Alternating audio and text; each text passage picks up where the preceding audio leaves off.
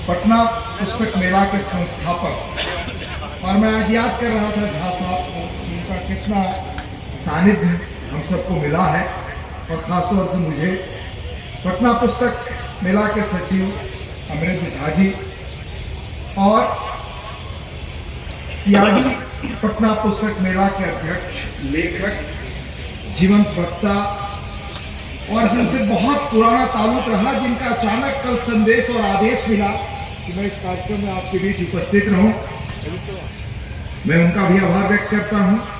और यहाँ मौजूद बिहार के लेखकगण, कलाकार, पुस्तक प्रेमी, रंगकर्मी, चित्रकार, कवि, नाट्यकर्मी, हमारे युवा साथी, आप सबको मेरा नमस्कार। सबसे पहले मैं जो पुस्तक लोकार्पित हुई भाई रत्नेश्वर जी की, सचमुच उसका शीर्षक ही बहुत अपने आप में आकर्षक है, और ये जीवन की निरंतरता, समय का इतिहास, और जिसे हमारी मान्यता में माना गया कि काल सब चीज से परे और काल का उसकी कोई गणना नहीं होती। निश्चित रूप से ये पुस्तक बहुत उपयोगी होगी हम सबको जानने पर।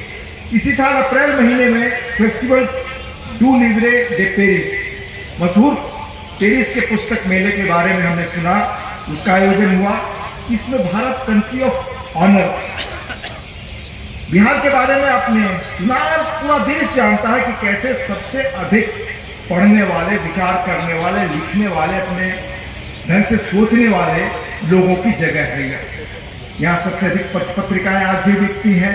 लोग सामाजिक, राजनीतिक और साहित्यिक रूप से किस कदर जागरूक हैं या जानते हैं। पढ़ने की जो ललक यहाँ आज भी है वह दूसरों को स्तब्ध करती है। दरअसल मैं तो कहूं कि बिहार उस रूप में और पटना का यह पुस्तक मेला जो बिहार विचारों की राजधानी है उसका रिफ्लेक्शन है, उसका एक्सटेंशन है। यह सृजन की राजधानी और पाटलिपुत्र का जो पुराना गौरव रहा है 35 वर्षों से, पटना पुस्तक मेला उसको एक जीवंत रूप देता रहा। पुस्तक मेले के कई लाभ आपने सुने। हमारे स्थानीय जो लेखक है, कैसे उनकी सृजनशीलता को गति मिली। किताबों, दुकानों और पुस्तकालयों में जो नहीं मिल पाती, वे पुस्तक मेले में आसानी से मिलती हैं। यहाँ पुस्तकें जीवन में कितनी उपयोगी हैं, आप आकर के पुनः दोबारा अपने को रिन्यू करते हो, जानते हैं। पुस्तकें ना हो तो संसार कैसा हो इसकी आप कल्पना कर सकते हो, और बहुतों ने की है। मैं आपको बताऊं कि छपे शब्दों के बारे में अभी हम लोग सुन रहे थे। हमारे श्याम शर्मा जी ने बहुत पोएटिक लैंग्वेज में उसका महत्व बताया, पर छपे शब्द ही किस तरह से हमारे ज्ञान की खिड़की को दुनिया के साथ जोड़ते हैं, उसका कोई विकल्प नहीं।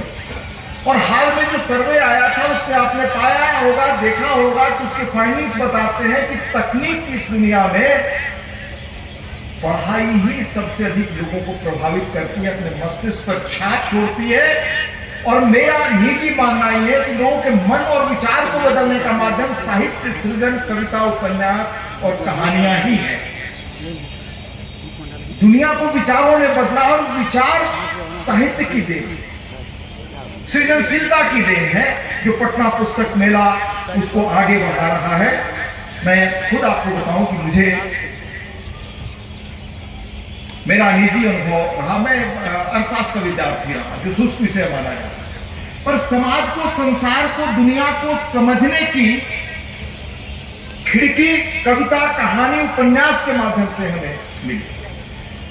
मैं कई बार अपने मित्रों को कहता था कि हमारे दौर के गांवों को और समाज को समझना हो, बिहार का, ईस्टर्न यूपी का और आसपास की जगहों का, तो 3-4 आप उपन्यास सिर्फ पढ़ने, किसी सोशियोलॉजिस्ट को पढ़ने की जरूरत नहीं पड़ेगी। रेणु जी का मैला आंचल, राही मासूम रजा का आधा गांव, हमारे श्रीलाल शुक्ल का राग दरबारी, शिव प्रसाद सिंह की अलग अलग बैतरणी। अभी कल मैं सोते वक्त कुछ न कुछ पढ़ता रहता हूं, रूसो को पढ़ रहा था। कैसे रूसो आप जानते हैं कि पैदा होने के बाद उनकी मां तुरंत नहीं रही, 12, 14, 15 वर्षों तक कैसे बिल्कुल लोग निराश्रित घूमते रहे, पिता ने छोड़ दिया। पर उनके न रहने के बाद उनके विचारों ने दुनिया के साहित्य, राजनीति से लेकर विज्ञान और जिसे कहते हैं रेनेसा का पीरियड, उसको जन्म दिया। ये विचारों की ताकत होती है।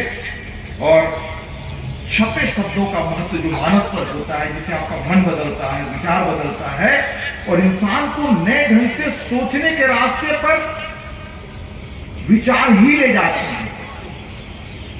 और विचार आपको इन्हीं माध्यमों से मिलता है। और पुस्तक मेरा उसका सबसे इफेक्टिव माध्यम है।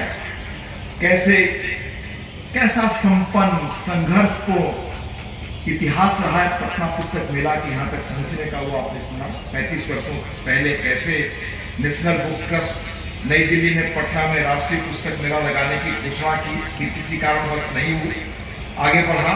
फिर 3 अक्टूबर 85 को कैसे झा साहब वगैरह बैठे हैं, गुलाटी साहब। ये लंबा इतिहास में बताना बहुत संक्षेप में मुनासिब समझता हूं कि आप जाने कि इन लोगों का कंट्रीब्यूशन क्या है।